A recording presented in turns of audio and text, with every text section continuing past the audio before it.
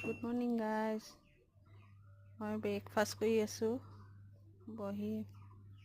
ইফালে সকলোৱে খাই আছে, ময়ো বহি বহি অকলে অকলে ইয়াত খাই আছোঁ আৰু।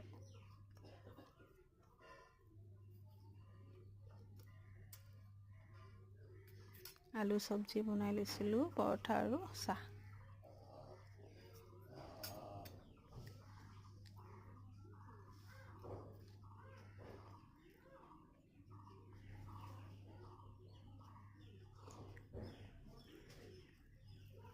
ভাল লাগিলে দেই, চাহটো বহুত টেষ্ট হৈছিলে, সেইটো কাৰণে এনেকৈ খাই কিনে ভাল লাগি গ'ল। ৰাতিপুৱা সাজ একাপ ভালকৈ একদম কাড়ক চাহ হ'লে আৰু একো নালাগে।